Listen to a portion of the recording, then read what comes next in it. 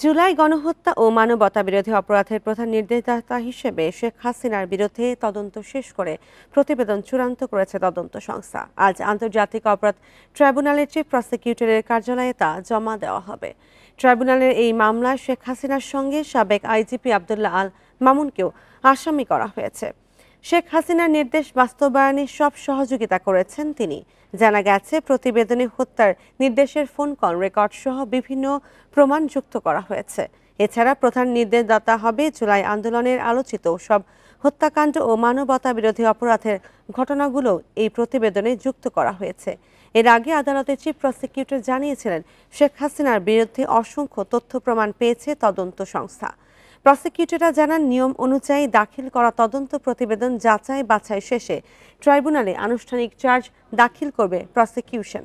এরপর চার্জ গঠনের মাধ্যমে বিচার শুরু হবে।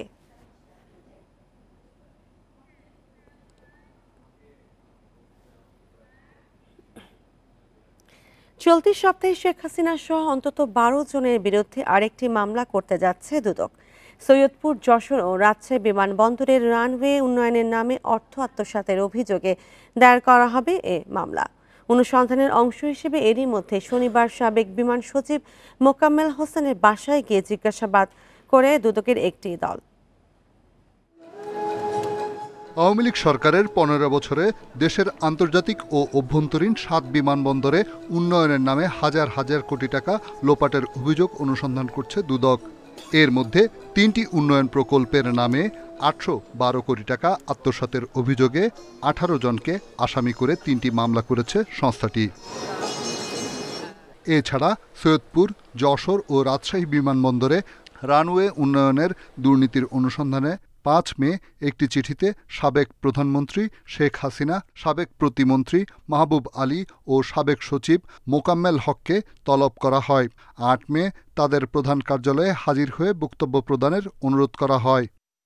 তলব করা ব্যক্তিদের মধ্যে শেখ হাসিনা পলাতক। কারাগারে থাকা সাবেক প্রতিমন্ত্রী মাহবুব আলীকে জেলগেটে জিজ্ঞাসাবাদের পরিকল্পনা রয়েছে দুদকের। দেশের বিভিন্ন বিমানবন্দরের উন্নয়ন কাজের নামে হাজার হাজার কোটি টাকা লুটপাট এবং আত্মসাতের অভিযোগে দুর্নীতি দমন কমিশন একটি অনুসন্ধান কার্যক্রম পরিচালনা করছে। সাবেক দুদক কমিশনার আসিয়া খাতুনের স্বামী সাবেক বিমান সচিব মোকাম্মেল হককে শনিবার তার বাসায় জিজ্ঞাসাবাদ করে দুদকের 3 সদস্যের দল। সুষ্ঠু অনুসন্ধানের স্বার্থে তাদের বক্তব্য শ্রবণ ও গ্রহণ করা প্রয়োজন মনে করে অনুসন্ধানকারী টিম তাদের হাজির হওয়ার জন্য পত্র প্রেরণ করেছেন। দুদক সূত্র জানায়, রানওয়ে নির্মাণে দুর্নীতির অনুসন্ধান প্রায় শেষ। এ বিষয়ে শেখ হাসিনা সহ অন্তত 12 জনের বিরুদ্ধে চলতি সপ্তাহে মামলা হবে। রিশাদ হুদা, ইন্ডিপেন্ডেন্ট নিউজ, ঢাকা। সন্ত্রাসী কার্যক্রমে জড়িত ব্যক্তি বা সত্তা ও তাদের কর্মকাণ্ড নিষিদ্ধ করার বিধান যুক্ত করে সন্ত্রাস বিরোধী অধ্যাদেশ 2025-এর গ্যাজেট প্রকাশ করেছে সরকার। সন্ত্রাস বিরোধে 2009 সালে এই আইন করা হয়। তবে সন্ত্রাসে জড়িত সত্তার কার্যক্রম নিষিদ্ধে স্পষ্ট কোনো বিধানই এতে ছিল না। এখন সন্ত্রাসে জড়িত ব্যক্তি বা সত্তাকে সরকারি গ্যাজেটে প্রজ্ঞাপন দ্বারা তালিকাভুক্ত করা যাবে। সংশ্লিষ্ট সত্তার কার্যক্রম নিষিদ্ধ ঘোষণা করা যাবে। এর আগে রোববার রাষ্ট্রীয় অতিথি ভবন যমুনায় প্রধান উপদেষ্টা অধ্যাপক মোহাম্মদ ইউনূসের সভাপতিত্বে অনুষ্ঠিত উপদেষ্টা পরিষদের এক বৈঠকে খসড়া অনুমোদন করে উপদেষ্টা পরিষদ। বিদ্যমান সন্ত্রাস বিরোধী আইনে কোনো সত্তার কার্যক্রম নিষিদ্ধকরণের বিধান ছিল না। নতুন অধ্যাদেশে সত্তা বা সংগঠনের কার্যক্রম নিষিদ্ধ করা যাবে।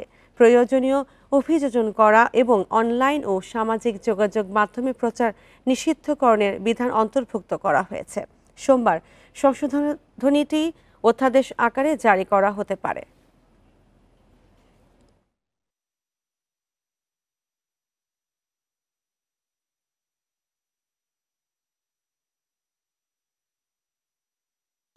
আজকের মধ্যে আওয়ামী লীগ নিষিদ্ধের পরিপত্র জনগণের প্রত্যাশা অনুযায়ী না হলে আবারও আন্দোলনে নামার হুঁশিয়ারি দিয়েছে জুলাই ঐক্য।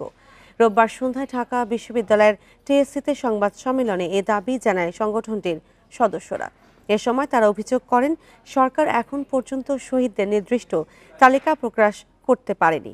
তাদের দাবি, জুলাই ঘোষণাপত্রে শহীদদের সংখ্যা সংযুক্ত করতে হবে। এ লক্ষ্যে জুলাই ঐক্যের পক্ষ থেকে সরকারকে বিপ্লবী ঘোষণাপত্রের প্রস্তাবনা দেওয়া হবে বলেও জানান তারা। এছাড়া ২৪-এর গণঅভ্যুত্থানকে সাংবিধানিক স্বীকৃতি দেওয়ারও দাবি জানান তারা। যেসব দল বিভিন্ন অপকর্মে আওয়ামী লীগকে সহযোগিতা করেছে তাদের চিহ্নিত করে শাস্তির আওতায় আনার দাবি জানান তারা। বলেন, অভ্যুত্থানে গণহত্যার দায় আওয়ামী লীগের শরিক ১৪ দলকেও নিতে হবে।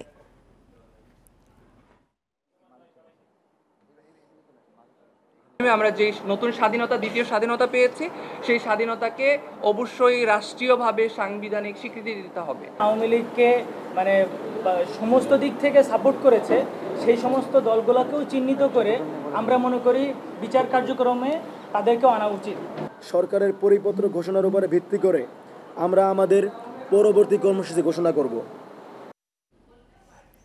আওয়ামী লীগের সাংগঠনিক কার্যক্রম বন্ধ রাখার সরকারি সিদ্ধান্তে আনন্দিত বিএনপি। রোববার এক বিবৃতিতে এই কথা জানিয়েছেন দলটির মহাসচিব মির্জা ফখরুল ইসলাম আলমগীর। বিবৃতিতে তিনি বলেন, দেরিতে হলেও প্রাসঙ্গিক আইন সংশোধন করে ফ্যাসিবাদী দলের বিচারের সিদ্ধান্তকে সঠিক মনে করে বিএনপি। তবে বিএনপির দাবি মেনে আগে এই সিদ্ধান্ত নিলে চাপের মুখে ব্যবস্থা নেওয়ার মতো বিব্রতকর অবস্থায় পড়তে হতো না সরকারকে। প্রধান উপদেষ্টার সাক্ষাতে লিখিত পত্রে গণহত্যা ও মানবতা বিরোধী অপরাধের দায় আওয়ামী লীগকে বিচারিক প্রক্রিয়ায় নিয়ে আসা ও তাদের সঙ্গে যুক্তদের বিচার দ্রুত করে রাজনীতির ময়দানকে জঞ্জালমুক্ত করার দাবি জানিয়েছিল বিএনপি। নির্বাচনের রোডম্যাপ ঘোষিত না হওয়ায় জনমনে ক্ষোভ সৃষ্টি হচ্ছে দাবি করে সে ব্যাপারে সচেতন হতে সরকারের প্রতি আহ্বান জানান বিএনপি মহাসচিব।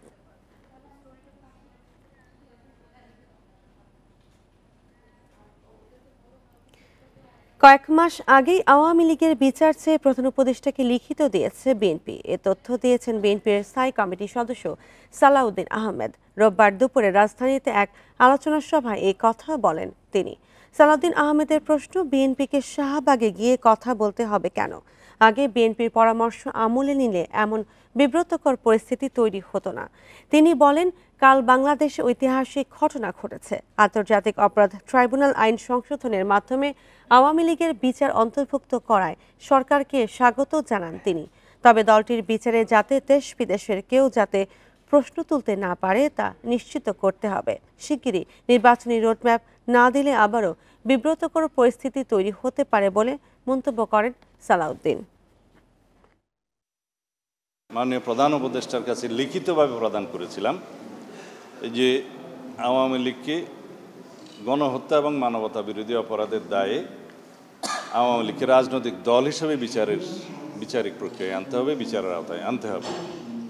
তখন মাননীয় প্রধান উপদেষ্টা যদি বিষয়টা আমলে নিতেন তাহলে হয়তো আজকে, গতকালকে বা তার আগের দিন এই বিব্রতকর পরিস্থিতিতে সরকারকে পড়তে হতো না।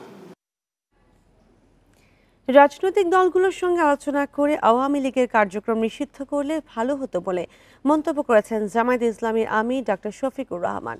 রোববার বিকেলে রাজধানীতে বাংলাদেশ ইনস্টিটিউট অব প্ল্যানার্সের ৫০ বছর পূর্তি অনুষ্ঠানে তিনি এ মন্তব্য করেন।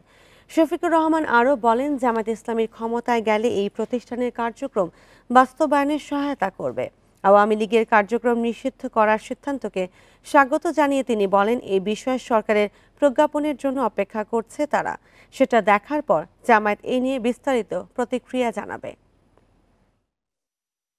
সরকারের পক্ষ থেকে একটা প্রজ্ঞাপন জারি করার কথা, আমরা ওইটা দেখার পরে মন্তব্য করব, এর আগে করব না। রাজনৈতিক অংশীজন যারা, তাদের সাথে আলোচনা করলে যেহেতু ম্যাটারটা একটা পলিটিক্যাল ম্যাটার, ভালো হতো, এটা আমরাও উপলব্ধি করি। এখন আমরা তো তাদের উপরে চাপাইয়ে দিতে পারি না। এটা তারা ভালো মনে করেছেন যে তাদের উপদেষ্টা পরিষদের বৈঠক করে তারা সেখান থেকে একটা ডিসিশন দিয়েছেন, ভালো হতো, নো ডাউট ভালো হতো অংশীজনের সাথে আলাপ করলে।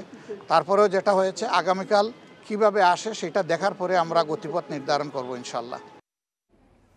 নতুন সংবিধান প্রণয়ন সময় সাপেক্ষ, তাই জুলাই সনদেই বেশি গুরুত্ব দেওয়া হচ্ছে। আইন উপদেষ্টা আসিফ নজরুল বলেন, প্রয়োজনে ৭২-এর সংবিধানকে ভিত্তি করে কাজ করা হবে। তবে এনসিপির আহ্বায়ক নাহিদ ইসলাম বলেছেন, নতুন সংবিধান ছাড়া নতুন বাংলাদেশ গড়ে তোলা অসম্ভব। রোববার রাজধানীর মাতৃভাষা ইনস্টিটিউটে এক আলোচনা সভায় তারা এসব কথা বলেন। গণ অভ্যুত্থানের মুখে ৫ আগস্ট পতন হয় আওয়ামী লীগের। ডক্টর ইউনূসের নেতৃত্বে গঠিত হয় অন্তর্বর্তী সরকার। এরপর রাষ্ট্র মেরামতে সংবিধান, বিচার বিভাগ, নির্বাচন ব্যবস্থা সহ বেশ কিছু ক্ষেত্রে সংস্কারের উদ্যোগ নেওয়া হয়। তারই ধারাবাহিকতায় রাষ্ট্র ও সংবিধান সংস্কারে নাগরিক জোটের এই আলোচনা। অংশ নেন সরকারের গুরুত্বপূর্ণ ব্যক্তি, রাজনীতিবিদ ও বিশিষ্টজনেরা। সভায় আইন উপদেষ্টা বলেন, নতুন সংবিধান প্রণয়ন হতে অনেক সময় লাগবে। সব প্রশ্নের উত্তর সংবিধানে থাকে না, সুশাসনের জন্য ছোট ছোট আইনেরও প্রয়োজন। নতুন সংবিধান প্রণয়ন হতে বহুদিন লাগতে পারে। এখন এই জন্য আমি ৭২ সংবিধান কন্টিনিউ করব। নতুন সংবিধান প্রণীত না হওয়া পর্যন্ত বর্তমান যে সংসদ থাকবে, যে সংসদটা সংবিধান পরিষদ সংসদ হিসেবে কাজ করবে, সে ৭২ সংবিধানের প্রয়োজনীয় অ্যামেন্ডমেন্টগুলো করে ফেলবে। তবে আবারও নতুন সংবিধান প্রণয়নের দাবি জানান নাহিদ ইসলাম। বলেন, বিগত সময় সংবিধান মানবাধিকার রক্ষা করতে ব্যর্থ হয়েছে। আমরা যদি নতুন সংবিধান তৈরি করতে না পারি, তাহলে আসলে এটাকে আর নতুন বাংলাদেশ বলার প্রয়োজন নেই। কারণ আমরা পুরনো বন্দোবস্তে, পুরনো সংবিধানে আস্থা রাখতেছি। আমরা বলতেছি যে সংবিধান রোগাক্রান্ত হয়ে গেছে, কিন্তু সেই রোগাক্রান্ত রোগীকে আমাকে আরো ইনজেকশন দিয়ে দিয়ে বাঁচিয়ে রাখতে হবে। কিন্তু আমাদের সামনে সুযোগ আছে যে এটাকে নতুন করে তৈরি করা। এ সময় ঐক্যমত্য কমিশনের সহসভাপতি আলী রিয়াজ মন্তব্য করেন, বিদ্যমান সংবিধানে প্রধানমন্ত্রীকে অসীম ক্ষমতা দেওয়া হয়েছে। এ কারণেই তৈরি হয় ফ্যাসিবাদ। একত্রে বসতে পারবে, আইডিয়াটা হচ্ছে এটা। সেখানে একটা ক্ষমতা, আপনি কিছুটা কমাতে চান, ভালো, একটা ফোরাম তৈরি করা দরকার, যেখানে আলোচনাগুলো করা যায়। রাষ্ট্রের স্বার্থ, জাতীয় স্বার্থ সমস্ত কিছুকে ট্রান্সেন্ড করবে এরকম একটা ফোরাম দরকার। সংসদে উচ্চকক্ষ সর্বোচ্চ 2 মেয়াদে প্রধানমন্ত্রী সহ সংবিধান সংস্কারের 7 প্রস্তাব এবং নির্বাচনের রোডম্যাপ ঘোষণার দাবি জানিয়েছেন নাগরিক কোয়ালিশন। আল আমিন হোসেন, ইন্ডিপেন্ডেন্ট নিউজ, ঢাকা। আজ থেকে সারা দেশে তাপপ্রবাহ কমতে শুরু করবে। আগামী 10 দিন হালকা থেকে মাঝারি বজ্রসহ বৃষ্টির সম্ভাবনা রয়েছে। তবে কোনো ধরনের ঘূর্ণিঝড় কিংবা লঘুচাপের কোনো শঙ্কা নেই বলে জানিয়েছে আবহাওয়া অধিদপ্তর। মে মাস দুর্যোগপ্রবণ হওয়ায় হালকা বজ্রসহ বৃষ্টি হতে পারে। এদিকে দেশের বেশ কিছু এলাকার ওপর দিয়ে অস্থায়ীভাবে ঘন্টায় 45 থেকে 60 কিলোমিটার বেগে এবং কিছু ক্ষেত্রে 60 থেকে 80 কিলোমিটার বেগে দমকা অথবা ঝোড়ো হাওয়া সহ বৃষ্টি অথবা বজ্রসহ বৃষ্টি হতে পারে বলে সতর্কবার্তা দিয়েছে আবহাওয়া অধিদপ্তর। এসব এলাকার নদী বন্দরগুলোকে 2 নম্বর সতর্ক সংকেত দেখাতে বলা হয়েছে।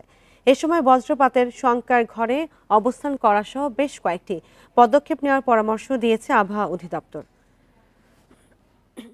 আগামীকাল থেকে এবং তারপরের দিন থেকে বাংলাদেশের বিভিন্ন অঞ্চলে অস্থায়ীভাবে দমকা বাতাস এবং ঝোড়ো হাওয়া সহ বৃষ্টি অথবা বজ্রসহ বৃষ্টি হতে পারে এবং এই বজ্র বৃষ্টির ফলে তাপমাত্রা অনেকটাই কমে গিয়ে স্বস্তিদায়ক পরিস্থিতি তৈরি করবে। বজ্রপাতে ব্রাহ্মণবাড়িয়া, কিশোরগঞ্জ ও হবিগঞ্জ সহ 5 জেলায় 12 জন নিহত হয়েছে। ময়মনসিংহে ঝড়ে গাছের ডাল ভেঙে মারা গেছেন 2 জন।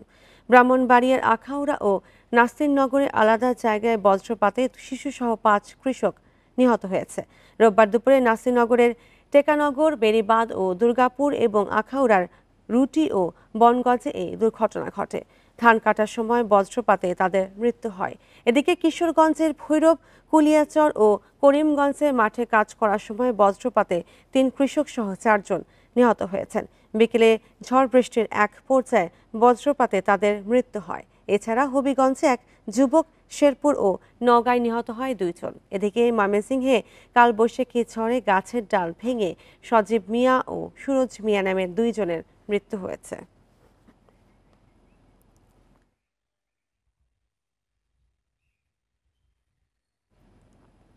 $130 কোটি টাকা ব্যয়ে রংপুরে চালু হলো নতুন রাডার স্টেশন। আবহাওয়াবিদরা বলছেন 450 কিলোমিটার এলাকার মধ্যে ঘূর্ণিঝড়, বজ্রপাত সহ প্রাকৃতিক দুর্যোগের আগাম পূর্বাভাস দিতে পারবে এটি। এতে কমে আসবে ক্ষয়ক্ষতির পরিমাণও। জায়গার অর্থায়নে এই রাডার স্টেশনের স্থায়িত্ব হবে অন্তত 20 বছর। রোববার সকালে রংপুরে আবহাওয়া অফিসে চালু হলো নতুন ডপলার রাডার। জাপানের আন্তর্জাতিক সহযোগিতা সংস্থা জাইকার অর্থায়নে এই রাডার স্টেশন স্থাপনের কাজ শুরু হয় 2023 সালের 1 এপ্রিল। ব্যয় ধরা হয় 130 কোটি টাকা। কর্মকর্তারা বলছেন, প্রাকৃতিক দুর্যোগের আগাম প্রস্তুতি মোকাবেলায় সহায়ক হবে এটি। যে একদিন পরে বৃষ্টির সম্ভাবনা আছে, তো এইটা যদি কৃষক লেভেল পর্যন্ত আমরা সার্কুলেট করতে পারি যে আগামী একদিন পরে বৃষ্টির সম্ভাবনা আছে, তারা কিন্তু একদিন আগে সেচ দেবে না। এই সেচ দিতে গিয়ে তাদের যে কষ্টটা হতো সেই কষ্টটা কিন্তু হচ্ছে না, তারপরে এভাবে তারা বেনিফিটেড হচ্ছে। আবহাওয়াবিদরা বলছেন এর মাধ্যমে 450 কিলোমিটার এলাকার আবহাওয়ার আগাম তথ্য জানা যাবে। ঝড় বৃষ্টি এবং বজ্রপাতের পূর্বাভাসের মাধ্যমে ক্ষয়ক্ষতি এবং প্রাণহানি কমে আসবে। রংপুর ডিভিশনে এটা একটা বড় ধরনের আমি মনে করি যে স্থাপনা, যে এই স্থাপনা এটা আমরা কেপিআই ভুক্ত প্রতিষ্ঠান হিসেবে এটা চিহ্নিত হয়েছে এবং ইনশাল্লাহ আপনাদের সহযোগিতায় আমরা আমাদের যে ঘূর্ণিঝড় এবং কালবৈশাখী কিংবা বড় ধরনের যে কোনো ধরনের মেট্রোলজিক্যাল ইভেন্ট যদি সংগঠিত হয় এবং এতে যদি দুর্যোগ ক্রিয়েট করে তখন আমরা পূর্বাভাস দিতে এটা সক্ষম হব। জাপানি পরামর্শকরা জানান বহু বছর ধরে সেবা দিতে সক্ষম এই রাডার। নতুন রাডারটির ফলে দুর্যোগের বেশ কয়েক ঘন্টা আগে তথ্য পাওয়ায় সঠিকভাবে পূর্বাভাস দেয়া যাবে, আর এটি অনেক বছর ধরে সেবা দিতে সক্ষম। যদি রাডারটির সঠিক রক্ষণাবেক্ষণ করা যায় তবে এটি প্রায় 20 বছর ধরে সেবা দিতে পারবে বলে আশা করছি। দীর্ঘ 1 যুগ পর রাডার উদ্বোধন হওয়ায় এর যথাযথ রক্ষণাবেক্ষণের মাধ্যমে আবহাওয়ার সঠিক তথ্য নিশ্চিতের আহ্বান উত্তরাঞ্চলের 16 জেলার মানুষের। Independent news. গাজীপুরে একটি সমবায় সমিতি থেকে চাঁদা দাবি ও হত্যার হুমকির অভিযোগে ছাত্রদল ও যুবদলের 10 নেতাকর্মীকে আটক করেছে যৌথ বাহিনী। রবিবার বিকেলে সিটি কর্পোরেশনে পোড়াবাড়ি এলাকা থেকে তাদের আটক করা হয়।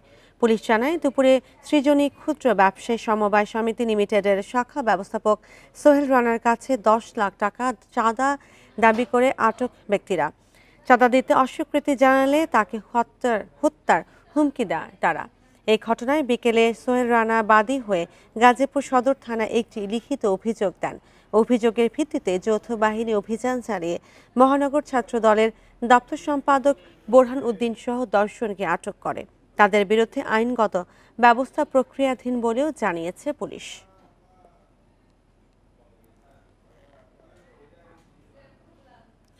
উত্তরাঞ্চলের 16 জেলায় সরকারি প্রাথমিক বিদ্যালয়গুলোতে 17,000-এর বেশি শিক্ষকের পদ শূন্য থাকায় বিঘ্নিত হচ্ছে পাঠদান কার্যক্রম।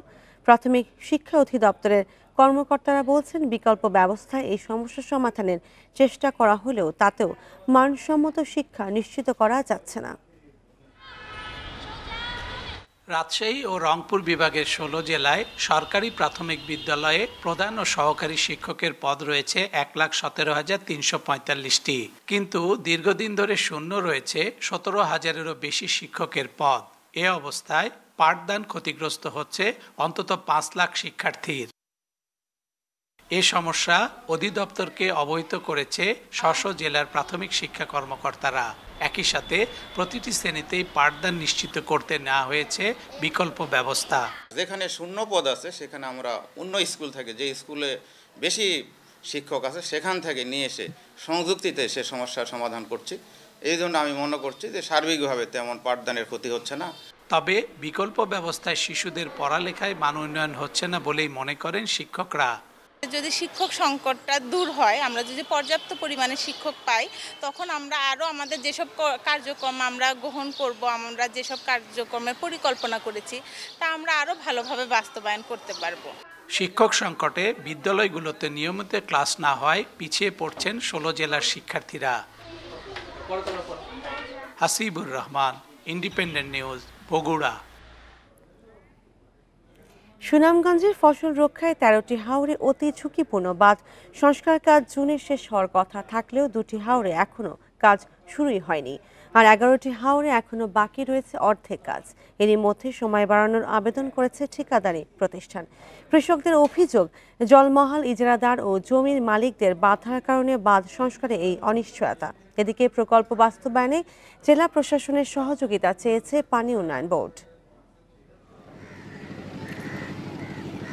পাহাড়ি ঢলের কারণে বাঁধ ভেঙে প্রতি বছরই হাওরে ঢুকে পড়ে পানি, তাই ফসল রক্ষা বাঁধের সুরক্ষা নিয়ে দুশ্চিন্তার শেষ নেই হাওর এলাকার চাষিদের। জরুরি বন্যা পুনর্নির্মাণ সহায়তার প্রকল্পের আওতায় গত বছর জানুয়ারিতে সুনামগঞ্জের 10 উপজেলায় 4টি ঠিকাদারি প্রতিষ্ঠানের মাধ্যমে মাটি ভরাট শুরু করে পানি উন্নয়ন বোর্ড। এবছর জুনে শেষ হওয়ার কথা থাকলেও 2টি বাঁধের কাজ শুরুই হয়নি, অন্যগুলোর কাজ এগিয়েছে মাত্র অর্ধেক। ইজারাদার ও জমির মালিকদের বাধায় প্রকল্প শেষ হওয়া নিয়ে দেখা দিয়েছে শঙ্কা। এটা ফেরি বাঁধার মতন হয়ে দিল, ওই তো শেষ করতে পারলো না বান, ও অর্ধেকটা দিয়েছে আর অর্ধেকটা রয়েছে। এই ফসলটা রক্ষা হয় এই বাঁধটি শক্ত যদি থাকে, এখন তো হালকাভাবে দেয়, পাহাড়ি ডল আসলেই নিয়ে যায়। অতি ঝুঁকিপূর্ণ বাঁধগুলোর কাজ আগে শেষ করার দাবি স্থানীয়দের। এদিকে সময় বাড়ানোর আবেদন করেছে ঠিকাদারি প্রতিষ্ঠান। মানে এইটা যদি গাদাটা পড়ে তে সম্পূর্ণ এই গাদাটি বললে আমরা এখানে বান্ধব শক্ত হইব, তো আর নিশ্চিন্তা। আমরা দ্রুত গতিতে কাজ করার জন্য চেষ্টা করতেছি। এরকম জায়গা আছে যে ভিতরেও লিজ দেওয়া, এটা আমরা এক্সকাভেটর দিয়ে পড়ার জন্য চেষ্টা করছি, তো দেখা গেছে এখানে বাধা বিপত্তি আসছে। বাঁধগুলোর কোথায় গর্ত রয়েছে তার পূর্ণ তথ্য না থাকায় প্রতিবন্ধকতা তৈরি হয়েছে। প্রকল্প বাস্তবায়নে জেলা প্রশাসনের সহযোগিতা চেয়েছে পানি উন্নয়ন বোর্ড। পানি উন্নয়ন বোর্ড এবং প্রশাসনের একটা সমন্বয়হীনতা দেখতে পাচ্ছি আমরা। পাশাপাশি হচ্ছে যারা ইজারা নিয়েছেন তারা এটা বাধা দিচ্ছেন গর্ত ভরাট করার জন্য। এই ক্ষেত্রে পুরাটাই মানে কাজটা একটু ধীরগতি হয়ে গেছে। মাছও ধরা হয়ে গেছে এবং ফসল উঠে গেছে, তখন এই মুহূর্তে আমরা কাজ শুরু করব। তবে এই ক্ষেত্রে আমরা চাপ ও প্রশাসনের সাথে সহযোগিতা নিয়ে আমরা আমাদের ফুল কাজ যেন আমরা শেষ করতে পারি। জেলায় 13টি হাওরে বাঁধ সংস্কারে খরচ ধরা হয়েছে 24 কোটি টাকা। Independent news. পরিত্যক্ত ঘোষণা করা বরিশাল সিটি কর্পোরেশনের এলাকার 34 ভবন অপসারণে অগ্রগতি নেই। ভূমিকম্পে ভেঙে পড়ার শঙ্কায় বিসিসিসি তদন্ত করে এই তালিকা প্রকাশ করেছিল। ঝুঁকি নিয়ে এই সব ভবন বসবাস করছেন মানুষ, চলছে চিকিৎসা সেবাও। জরাজীর্ণ ভবনের দরজা জানালা, খসে পড়েছে ছাদের পলেস্তারা, বেরিয়ে এসেছে রড। ঝুঁকি বিবেচনায় 2013 সালে এমন 34 ভবন ব্যবহার অযোগ্য ঘোষণা করে বরিশাল সিটি কর্পোরেশন বিসিসি। ঝুঁকিপূর্ণ এসব ভবন চিহ্নিত করেই প্রশাসন দায় সেরেছে বলে অভিযোগ স্থানীয়দের। কংক্রিট খসে পড়তে পারে, মানুষের জানমালের ক্ষতি হওয়ার সম্ভাবনা আছে। সম্প্রতি মিয়ানমার ও থাইল্যান্ডের ভূমিকম্পের ভয়াবহতার খবরে নগরীর ঝুঁকিপূর্ণ শহীদ আলমগীর ছাত্রাবাস ভবন ভাঙা হয়েছে। সিটি কর্পোরেশন বলছে পর্যায়ক্রমে অন্য সব ঝুঁকিপূর্ণ ভবনও ভাঙা হবে। যতগুলো যে ঝুঁকিপূর্ণ ভবন আছে এগুলো আমরা পর্যায়ক্রমে ভাঙার জন্য, যেমন প্রথম বললাম যে আপনি এই সপ্তাহে হয়তো একটা ভাঙা হয়ে যাবে, এবং পর্যায়ক্রমে ধাপে ধাপে আমাদের লোক সংখ্যার ভিত্তিতে আমরা ধাপে ধাপে সবগুলি আগে ভাঙার চেষ্টা করি। 6 দশকেরও বেশি আগে স্থাপিত বরিশাল শেরেবাংলা মেডিকেল কলেজ হাসপাতালের ভবনের অবস্থাও জরাজীর্ণ। যেভাবে ক্ষতিগ্রস্ত দেখা যায় তাতে একটা ভূমিকম্প হইলে এটা অবশ্যই একটু ঝুঁকির, জানমালের ক্ষয়ক্ষতি সহ একটা ঝুঁকির থেকেই যায়। নগরীর বিভিন্ন বিভাগের সমন্বয়ে পরিত্যক্ত ভবনের বিষয়ে ব্যবস্থা নেওয়ার কথা জানায় সিটি কর্পোরেশন। আর জীবনমাল রক্ষায় বিপজ্জনক ভবনগুলো অপসারণ সহ সব ধরনের সহায়তার আশ্বাস গণপূর্ত বিভাগের। এইখানে এই ভবনগুলো ডেমোলিস্ট করে আমরা ওখানে নতুন ভবন নির্মাণের জন্য সরকারি স্টাফ এবং অফিসারদের জন্য নতুন করে আবাসন নির্মাণের প্রস্তাব আমরা প্রেরণ করেছি। চিহ্নিত 34 ভবনের বাইরে বরিশাল নগরীতে প্রায় 150 বছরের পুরনো বেশ কিছু জরাজীর্ণ স্থাপনায় ঝুঁকি নিয়ে বসবাস করছেন অনেকে। Independent news. চট্টগ্রাম থেকে ঢাকায় পাইপলাইনে বাণিজ্যিকভাবে জ্বালানি তেল পরিবহন শুরু হবে সামনের মাসের প্রথম সপ্তাহে। কয়েকদিনের মধ্যে শুরু হবে কমিশনিং, ফলে চুরি অপচয় বন্ধ হয়ে জ্বালানি পরিবহনের সময় বাঁচবে। একই সঙ্গে বছরের সাশ্রয় হবে 236 কোটি টাকা। চট্টগ্রামের ইস্টার্ন রিফাইনারি থেকে জলপথ, সড়ক ও রেলপথে ঢাকায় জ্বালানি তেল পরিবহন করা হয়। এতে সময় যেমন বেশি লাগে তেমনি খরচও বাড়ে। এমনকি অভিযোগ আছে চুরি ও অপচয়ের। ফলে গড়ে তোলা হয়েছে স্মার্ট জ্বালানি তেল পরিবহন ব্যবস্থা। চট্টগ্রামের পতেঙ্গা থেকে নারায়ণগঞ্জের ফতুল্লা পর্যন্ত বসানো হয়েছে পাইপলাইন। প্রায় 250 কিলোমিটার পাইপলাইন বসাতে খরচ হয়েছে প্রায় 3,700 কোটি টাকা। এরই মধ্যে পাইপলাইনে 2.5 কোটি লিটার জ্বালানি তেল পাম্প করা হয়েছে। পুরো প্রকল্পের কয়েকটি স্টেশন, স্ক্যাডা ও পিএলসি সিস্টেমের কারিগরি পরীক্ষার মাধ্যমে চলছে প্রি কমিশনিং। ফাইন টিউনিংটা হয়ে গেলে আর্মি ওনারা যারা এটা করছেন ওনারা দে উইল গো ফর আপনার কমিশনিং, এটা ফর্মাল অংশ। কমিশনিং হয়তো 7 দিন ব্যাপী ওনারা এটা পরিচালনা করবেন without any interruption, without any disturbance. দেখা যাচ্ছে 7 দিন ধরে চলছে তেল ফ্লো। তখন আমরা বুঝবো যে হ্যাঁ, শতভাগ আমরা রিসিভ করার পর্যায়ে আছি। বিপিসি চেয়ারম্যান বলছেন, পাইপলাইনের তেল পরিবহন ব্যবস্থা পরিচালনা করবে পেট্রোলিয়াম ট্রান্সপোর্টেশন কোম্পানি। ত্রুটি মোকাবিলায় 1 বছর দায়বদ্ধ থাকবে সেনাবাহিনীর ঠিকাদার প্রতিষ্ঠানটি। ওনাদের কমিশনিংটা শেষ হলে আমরা কমার্শিয়াল এই মাসের শেষে আমরা প্রস্তুত আছি, এই মাসের শেষে বা first of next month maximum. আমাদের কোম্পানি যেটা পিটিসি পিএলসি এই তেল পরিবহনের জন্য অপারেশন নিজেরাই করবে, অপারেশনের কাজটা যদিও চ্যালেঞ্জিং, বাট কমার্শিয়াল অপারেশনটা আমরা নিজেরাই করব। বছরে 27 থেকে 30 লাখ টন ডিজেল পরিবহন করা যাবে পাইপলাইনে। এ সক্ষমতা উন্নীত করা যাবে 50 লাখ টনে। দীর্ঘ এ পাইপলাইনের নিরাপত্তার দায়িত্ব দেয়া হয়েছে বেসরকারি এক প্রতিষ্ঠানকে। Hari Saha, independent news, Dhaka. শাহজালাল বিমানবন্দরে কার্গোতে চাপ বাড়ায় জায়গা বরাদ্দে বৈষম্যের শিকার হচ্ছেন কৃষি পণ্য রপ্তানিকারকরা। তাদের দাবি, তৈরি পোশাক ও অন্যান্য খাতকে অগ্রাধিকার দিতে গিয়ে ব্যাহত হচ্ছে শাকসবজি ও ফল রপ্তানি। এসব পণ্যের রপ্তানি বাধাগ্রস্ত হওয়ায় ক্রেতা হারানোর অভিযোগ তাদের। এতে বাজার হাতছাড়া হওয়ারও শঙ্কা রয়েছে। ভারত ট্রান্সশিপমেন্ট সুবিধা প্রত্যাহারের পর বিকল্প হিসেবে সিলেট বিমানবন্দর থেকে চালু হয়েছে কার্গো ফ্লাইট। তবে এ সুবিধা থেকে বঞ্চিত হচ্ছেন কাঁচা শাকসবজি ও ফলমূল রপ্তানিকারকরা। কার্গো ফ্লাইটে তৈরি পোশাককে অগ্রাধিকার দেওয়ার অভিযোগ তাদের। ট্রান্সশিপমেন্ট সুবিধা বাতিলের পর থেকে বিমানের কার্গোতে এখন চাপ আরও বেড়েছে। এতে জায়গা না পাওয়ায় বিপাকে কৃষিপণ্য রপ্তানিকারকরা। ক্যালকাটার থেকে যে সমস্ত কার্গো যেত, ডাই কার্গো, এগুলো সব কিন্তু ঢাকার স্টেশনে চলে আসছে। আর সিলেট থেকে যেটা যাচ্ছে ওটা কিন্তু অতটুকু ক্যাপাসিটি কিন্তু নাই, যার কারণে ঢাকা স্টেশনে এখন চাপটা 2 গুণ হয়ে গেল। সংকটের মধ্যে মে মাসে 2 দফা বেড়েছে কার্গো ভাড়া।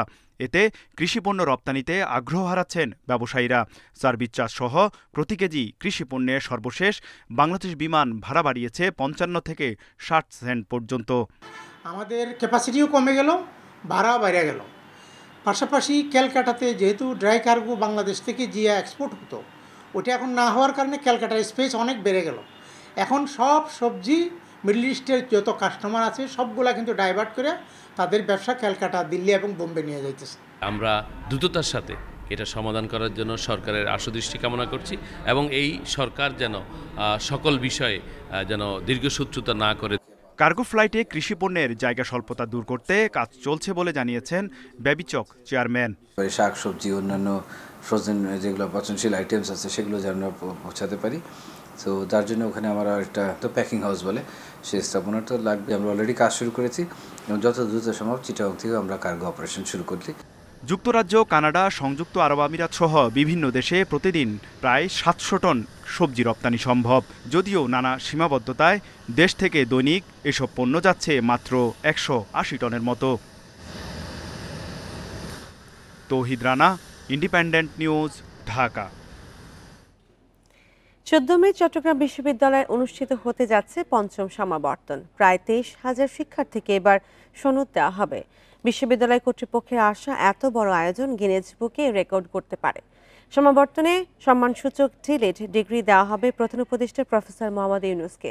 সবুজে ঘেরা ক্যাম্পাসে চলছে শেষ মুহূর্তের প্রস্তুতি। সবশেষ 2016 সালে হয়েছে সমাবর্তন।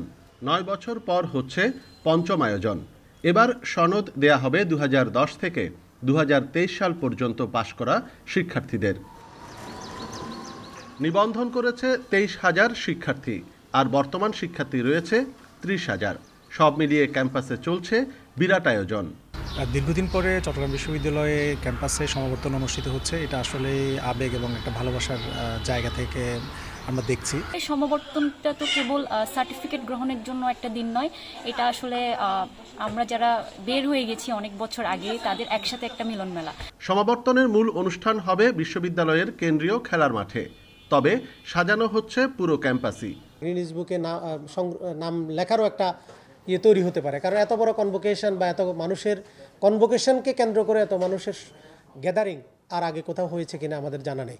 এবার সমাবর্তন বক্তা থাকছেন বিশ্ববিদ্যালয়ের প্রাক্তন শিক্ষক ও অন্তর্বর্তী সরকারের প্রধান উপদেষ্টা ডক্টর মোহাম্মদ ইউনূস। 1972 থেকে 1989 সাল পর্যন্ত বিশ্ববিদ্যালয়ের অর্থনীতি বিভাগে অধ্যাপনা করেন তিনি। ছিলেন শিক্ষক সমিতির সভাপতিও। শান্তি শৃঙ্খলার মধ্যে সম্পন্ন করতে চাই, সেই জন্য স্টেক হোল্ডাররা আমাদেরকে সহায়তা করছেন। এসএসএফ থেকে শুরু করে নিরাপত্তাগত কারণে যাদের থাকার কথা, যত রকম নিরাপত্তা পাওয়ার কথা সব আমরা পাচ্ছি।